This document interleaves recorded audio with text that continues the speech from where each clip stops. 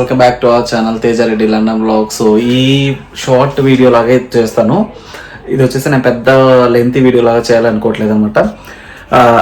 ఇదేంటంటే ఒక చిన్న అప్డేట్ లాంటిది. నేను ప్రెసెంట్ ఇప్పుడు మీకు thumbnail-లో చూస్తే మీకు అర్థమవుతుంది కదా ఈ కంపెనీలో ఏమైంది, నేను ఎందుకు మానేశాను అనేసి. కంపెనీలో ఎలాంటి బ్యాడ్ ఇన్సిడెంట్ కానీ అదే సిచ్యువేషన్ అయితే మాత్రం జరగలేదు. బట్ ఇక్కడ నేను ఒకటి మీకు చెప్పాలనుకున్నది ఏంటంటే నా కెరియర్ గ్రోత్ కోసం నేనే better job and better opportunity కోసం సెర్చ్ చేసుకుంటూ ఉన్నాను. ఇండియాకి వెళ్ళొచ్చాను కదా, ఇండియా నుంచి వచ్చిన తర్వాతనే నేను వెంటనే నేను ఆల్రెడీ మీకు ఒకసారి యూకేలో మనకి జాబ్స్కి కావాల్సిన యాప్స్ ఏ యాప్స్లో నుంచి అయితే మనం అప్లై చేసుకుంటే మనకి మంచి బెటర్ ఆపర్చునిటీస్కి అంటే జాబ్స్కి వాటికి సంబంధించినట్టు వాటి గురించి నేను ఆల్రెడీ మీకు ఒక వీడియో చేశాను. మీకు ఎవరికైనా డౌట్ ఉంటే ఒకసారి ఇలా వీడియో చూడండి. సేమ్ అదే యాప్స్లోనే యూస్ చేసి, ఇది ప్రమోషనల్ వీడియో కాదు, లింక్డ్ఇన్ అదేవిధంగా సివి లైబ్రరీ, ఇండిడ్. బట్ ఇక్కడ నేను ఫస్ట్ ప్రిఫరెన్స్ వచ్చేసి ఇండిడ్కి ఇస్తాను. ఎందుకంటే నాకు ఇండిడ్లో అప్లై చేసిన ప్రతి ఒక్క జాబ్స్కి ఆల్మోస్ట్ రెస్పాండ్ అయితే వస్తుంది. కనీసం వెదర్ ఇట్ ఈస్ లైక్ రిజెక్టెడా లేదంటే షెడ్యూల్డా ఏంటి అనేసి అయితే కనీసం అదన్నా వస్తుంది అనమాట. రిమైనింగ్ వాటిలో ఏంటంటే ఓకే బట్ వస్తుంది కానీ చాలా లేట్గా వస్తుంది. ఇప్పుడు నాకు మళ్ళీ ఒకటి మంచి జాబ్ ఆపర్చునిటీ అయితే వచ్చింది. సో ఏ కంపెనీ, ఎక్కడ, ఏంటి, ఆ పొజిషన్, రోల్ అనేది నేను నెక్స్ట్ వీడియోలో మీకు క్లియర్గా చెప్తాను. ఈ వీడియోలో ఏంటంటే జాబ్ని ఎలా అప్లై చేసుకోవాలి, ఎన్ని స్టేజెస్లో ఇంటర్వ్యూ జరిగింది అన్న దాని గురించి నేను చెప్తాను ఇక్కడ.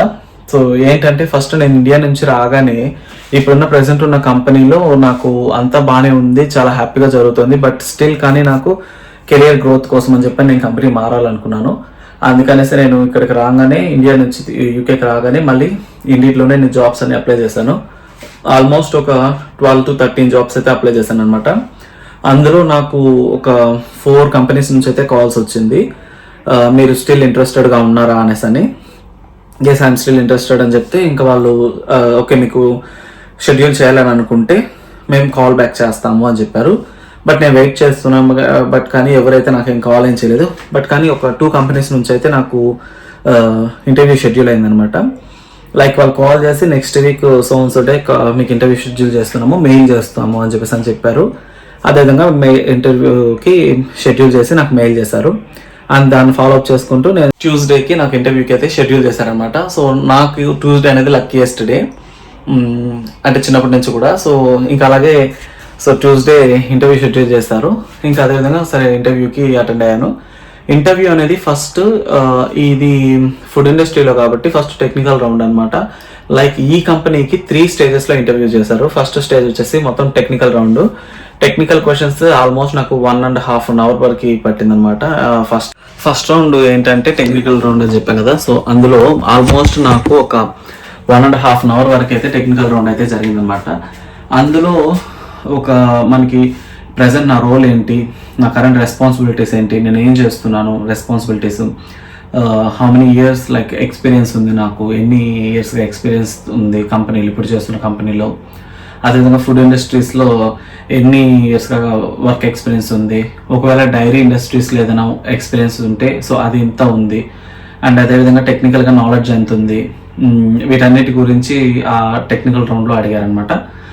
ఇంకా హ్యాసప్, జిఎంపీ ఆడిట్స్, ఇంకెలాగ కొన్ని ఫుడ్ సేఫ్టీ స్టాండర్డ్స్, ఇలా చాలా ఉంటాయి, బిఆర్సి స్టాండర్డ్స్ అని, వాటన్నిటి గురించి టెక్నికల్గానే క్వశ్చన్స్ 1.5 hour వరకు నాకు ఇంటర్వ్యూ జరిగింది.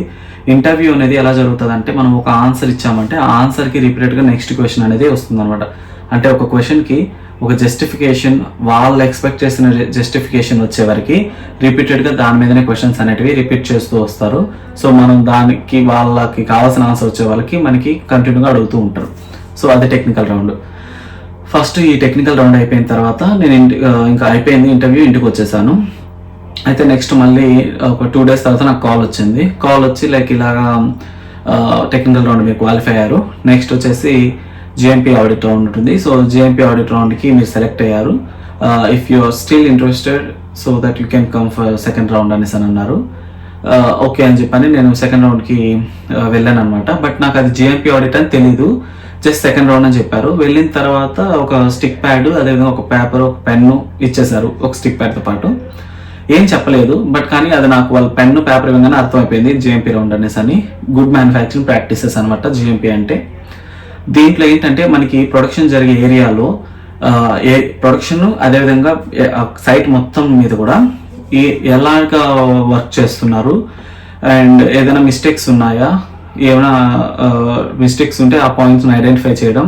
కొన్ని స్టాండర్డ్స్ ఉంటాయండి ఫుడ్ ఇండస్ట్రీ కంటే. సో అది నేను క్లియర్గా ఎక్స్ప్లెయిన్ చేస్తే మీకు వీడియో 2-3 అవర్స్ వచ్చేస్తుంది, కాబట్టి నేను అంతగా చెప్పలేను. ఆ స్టాండర్డ్స్కి తగ్గట్టు ప్రొడక్షన్ అనేది జరుగుతుందా లేదా అన్నది జిఎంపీ రౌండ్ అనమాట.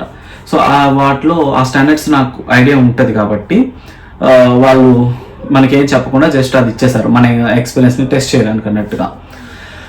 అయితే వెళ్ళాను. ఇంకా మొత్తం అంతా జిఎంపీ రౌండ్లో యాజ్ యూజువల్గా స్టార్టింగ్ నుంచి ఎండ్ పాయింట్ వరకు మొత్తం 19 పాయింట్స్ కలెక్ట్ చేశాను. అందులో 5 major points, remaining 14 minor points. So మెయిన్గా మనకి కన్సిడర్ చేసేది మేజర్ పాయింట్స్. ఇంకా 5 మేజర్ పాయింట్స్ కన్సిడర్ చేసి నాకు ఆ రోజే ఇంకా చెప్పారనమాట. So we are very happy with your GMP round అనేసి అని చెప్పారు. ఓకే అని చెప్పేసి అని okay we will get back to you, hopefully we will get back to you with positive feedback అనేసి అని అన్నారు. ఓకేలే ఇంకా అని చెప్పేసి అని నేను వచ్చేసాను. ఈ రౌండ్ నాకు ఆల్మోస్ట్ ఒక 45 మినిట్స్ అయితే పట్టిందనమాట. ఒక హాఫ్ అన్ అవర్ సైట్ విజిట్లో మొత్తం ఈ పాయింట్స్ అన్ని కలెక్ట్ చేశాను.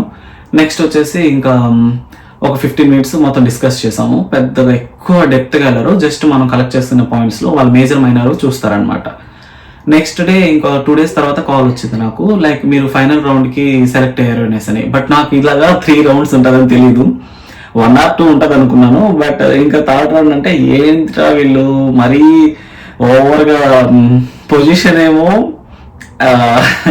అంత హై పొజిషన్ ఏం కాదు, అంటే మేనేజర్ లెవెల్కి ఏం కాదు, క్వాలిటీ అష్యూరెన్స్ సూపర్వైజర్. సో దానికి అన్ని రౌండ్స్ తీసుకోవాలా అనేసి అని అనుకుంటున్నాను. బట్ కాకపోతే కంపెనీ అలాంటిది కాబట్టి సో ఇంకా వాళ్ళు ఆ లెవెల్లోనే చేస్తారు. ఆ కంపెనీ ఏంటి అనేది నేను నెక్స్ట్ వీడియోలో చెప్తాను మీకు.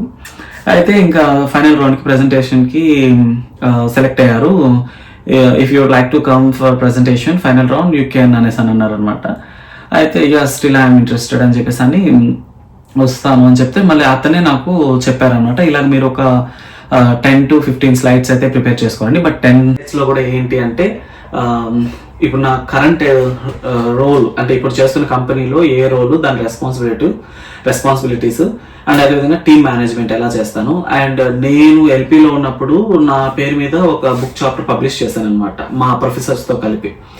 సో పబ్లిష్ చేస్తుంటే ఆ బుక్ చాప్టర్ టైటిల్ అది మెన్షన్ చేశాను కాబట్టి సో దాని గురించి డీటెయిల్డ్గా అండ్ అదేవిధంగా ఇంకొద్దిగా నా స్టడీస్కి రిలేటెడ్గా ఇంకా నేను ఇక్కడ కంపెనీలో ఏదైనా ప్రాజెక్ట్స్ చేస్తుంటే ఆ ప్రాజెక్ట్కి సంబంధించిన డీటెయిల్స్, ఇంకా అదేవిధంగా నేను ఎల్పీలో అదేవిధంగా ఇక్కడ లండన్కి వచ్చాక కూడా యూనివర్సిటీస్లో ప్రాజెక్ట్స్ చేశాను కాబట్టి సో ఆ ప్రాజెక్ట్స్ డిసర్టేషన్ ప్రాజెక్ట్స్ గురించి కూడా నేను ఆల్రెడీ మెన్షన్ చేస్తున్నాను. న్యూ ప్రోడక్ట్ డెవలప్మెంట్ అయితే నేను ఎల్పీలో చేస్తున్నాను అనమాట. ఇక్కడ ఏంటంటే నేను జస్ట్ థియరిటికల్గా మొత్తం బెంచ్ వర్క్ మొత్తం చేస్తున్నాను కాబట్టి సో ఈ ప్రాజెక్ట్స్ గురించి అంతా ఎక్స్ప్లెయిన్ చేస్తూ నేను వెళ్ళబోయే కంపెనీ అంటే ఏ కంపెనీకి అయితే ఇంటర్వ్యూకి వెళ్ళారో ఆ కంపెనీ గురించి నాకేం తెలుసు, అసలు ఆ కంపెనీ ఏంటి, ఏమి ప్రోడక్ట్స్ డెవలప్ చేస్తుంది, సో అది ఎలాగా ఎంత గ్రోత్ ఉంది కంపెనీ, కొద్దిగా కంపెనీ గురించి. సో నేను ఆ కంపెనీలో ఎందుకు జాయిన్ అవ్వాలనుకుంటున్నాను, నా గురించి ఒక 3 points డిస్క్రైబ్ చేయమన్నారు అనమాట. ఇంకా అదేవిధంగా నేను టీంకి ఎలా సపోర్ట్ చేస్తాను, టీమ్ మేనేజ్మెంట్ ఎలా చేస్తాను, వీటన్నిటి గురించి. యాక్చువల్గా నేను చేస్తున్నది క్వాలిటీ డిపార్ట్మెంట్. ఫుడ్ ఇండస్ట్రీలో ప్రొడక్షన్ క్వాలిటీ అనేది మొత్తం అంతా ఒకటే యాక్చువల్గా చెప్పాలంటే యాజ్ పర్ స్టడీస్ మేము చదువుకున్న ప్రకారం.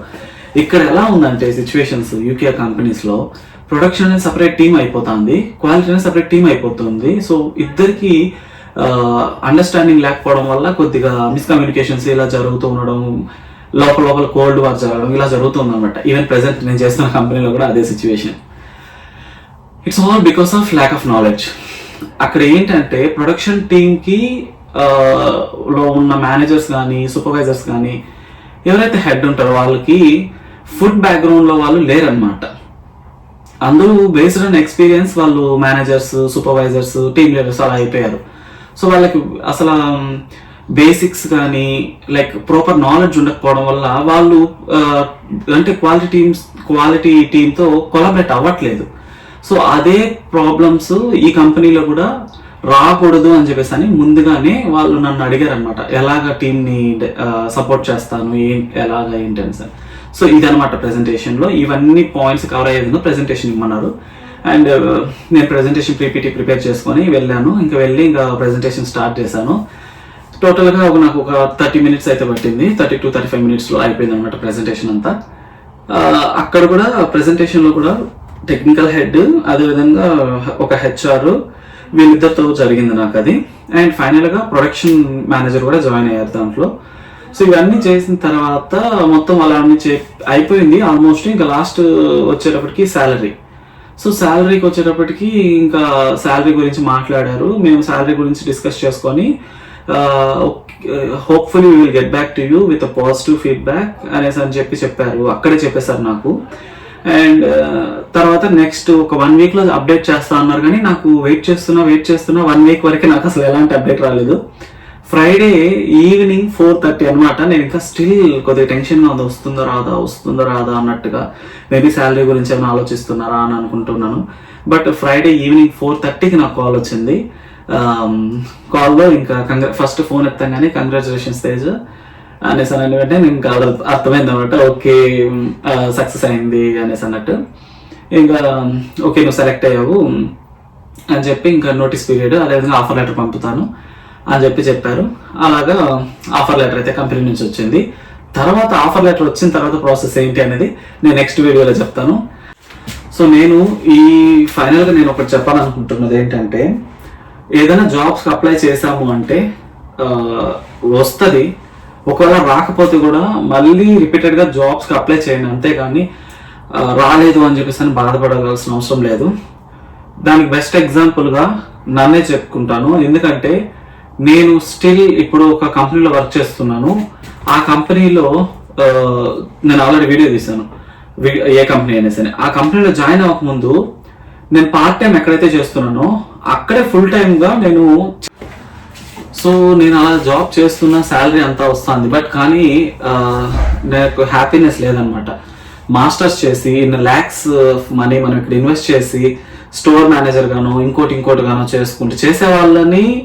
చేస్తున్న వాళ్ళని నేను తప్పుగా చెప్పట్లేదు. బట్ కానీ నేను అలా ఫీల్ అయ్యాను అనమాట. సో ఇంకా అలా కాదు, ఎలాగైనా స్కిప్ చేసేసి ఇక్కడ చేసుకుంటూ అక్కడ జాబ్ చేస్తూ నేను చాలా జాబ్స్కి అప్లై చేశాను. బట్ కానీ నాకు సెట్ అవ్వలేదు, అడ్జస్ట్ అవ్వలేకపోయాను, ప్రిపేర్ అవ్వలేకపోయాను ఇంటర్వ్యూస్కి వాటన్నిటికీ. ఇంక ఇలా కాదని చెప్పేసి అని ఒక జాబ్ అయితే వచ్చింది. అదేవిధంగా అక్కడ చేస్తున్నప్పుడే ఒక జాబ్ అయితే వచ్చింది. బట్ అదేంటంటే నేను తొందరలో ఏదైనా జాయిన్ అయిపోవాలి బెస్ట్గా ఉన్న దాంట్లో అనేసి అని టెక్నికల్ పొజిషన్ అనుకొని ఒక దాంట్లో జాయిన్ అయ్యాను అనమాట.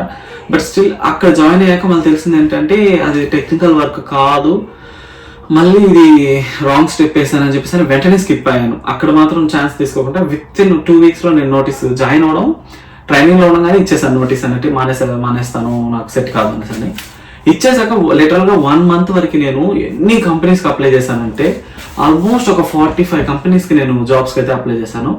2-3 కంపెనీస్ నుంచి నాకు మెయిల్స్ అయితే వచ్చాయి కానీ బట్ ఇంటర్వ్యూ షెడ్యూల్ అవ్వలేదు. ఇంకేంటి ఇంటర్వ్యూస్ అవ్వలేదు, ఏమి అవ్వలేదు అనమాట. కాల్స్ వచ్చాయి బట్ ఇంటర్వ్యూ షెడ్యూల్ అవ్వలేదు. Still are you looking for this position అనేసి అన్నట్టుగా కాల్ చేశారు తప్పనిచ్చి. ఇంటర్వ్యూ షెడ్యూల్ చేస్తాను అని ఏ కంపెనీ కూడా చెప్పలేదు.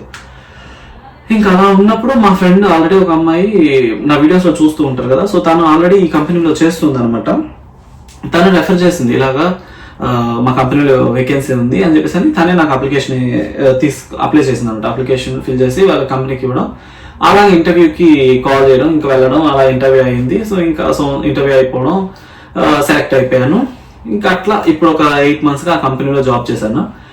అప్పటికి అంటే ఇప్పుడు చేస్తున్నప్పటికీ కూడా నాకేంటంటే ఇంకా బెటర్ పొజిషన్కి నేను డిజర్వ్డ్, సో నేను వెళ్ళాలి, ఇక్కడితో ఆగిపోకూడదు, ఇంకా కెరియర్ గ్రోత్ అనేది పెంచుకోవాలి కదా అనేసి అని చెప్పండి ఇండియాకి వెళ్ళొచ్చాను. ఇండియా నుంచి రాగానే మళ్ళీ ఇంకా అప్లై చేస్తూ ఉన్నాను కంపెనీస్కి. వచ్చిన వెంటనే దగ్గర ఒక 12 to 13 ఆల్మోస్ట్ ఒక 15 కంపెనీస్ వర్క్ చేశాను. అందులో చెప్పినట్టుగా 2 అయితే మాత్రం షెడ్యూల్ అయ్యాయి. అందులో ఇది ఒకటి అనమాట. ఇప్పుడు కొత్త కంపెనీ, ఇప్పుడు నేను జాయిన్ అయ్యే కంపెనీ. ఇంకొకటి నేను రిజెక్ట్ చేసేసాను, ఎందుకంటే నేను ఆల్రెడీ ఇక్కడ సెలెక్ట్ అయిపోయాను కదా అని చెప్పేసాను. అలాగా మీకు ఏమీ బాధపడాల్సిన అవసరం లేదు. బట్ స్టిల్ అప్లై చేస్తూ ఉండండి. Indeed, CV library, total jobs, LinkedIn అన్నిటి నుంచి అప్లై చేయండి. ఒక 4-5 సోర్సెస్, లైక్ 10 రాళ్ళు వేస్తే ఇది ఒక రాయి తగులుతుంది అనేసి అని ఒక ఇది కూడా ఉంటది కాబట్టి కాన్సెప్ట్ తో ఒక వేయండి. మీకు ఎంత ట్రై చేస్తారో అన్ని జాబ్స్ అప్లై చేయండి. ఒక 10-15 జాబ్స్ వేసారంటే అందులో ఏదో ఒక్కడైనా రిప్లై అయితే రాకుండా ఉండదు కదా, సో వస్తుంది ఖచ్చితంగా. కాబట్టి మీరెవరు కానీ డిప్రెస్డ్ గా ఫీల్ అయిపోవడము, నాకు రావట్లేదు అనేసి అని ఇలాగ ఫీల్ అవ్వకుండా కంపల్సరీ అప్లై చేస్తూ ఉండండి. ఖచ్చితంగా వస్తుంది ప్రతి ఒక్కరికి కూడా. అండ్ బీ స్ట్రాంగ్ గా ఇంటర్వ్యూస్ కి అటెండ్ అవ్వండి. ఖచ్చితంగా సెలెక్ట్ అవుతారు మీరు అందరూ కూడా. అండ్ ఇదే అనమాట నేను ఈ వీడియోలో మీకు మెయిన్ గా చెప్పాలనుకున్నది. సో నాకైతే వచ్చింది అయితే ఇండీడే. ఇది ప్రమోషన్ అయితే ఎట్టి పరిస్థితిలో కాదు, బట్ నేను ఇండీడ్ కి మాత్రం ఎప్పటికీ గ్రేట్ఫుల్ గానే, థ్యాంక్ఫుల్ గా ఉంటాను. ఎందుకంటే నాకు దాని నుంచే ఇప్పుడు 2-3 కంపెనీస్ కి నేను ఇంటర్వ్యూస్ కూడా ఇచ్చాను. అండ్ ఇప్పుడు వచ్చిన జాబ్ కూడా ఇండీడ్ నుంచే వచ్చింది అనమాట. సో ఇండీడ్ కి నేను ఎప్పుడూ థ్యాంక్ఫుల్ గానే ఉంటాను. మీరు కూడా అప్లై చేయండి, మీకు కూడా ఖచ్చితంగా జాబ్ అయితే వస్తుంది మీ అందరికీ కూడా, ఎవరికైతే సఫర్ అవుతున్నారో వాళ్ళు. Thank you so much for watching. Have a nice day.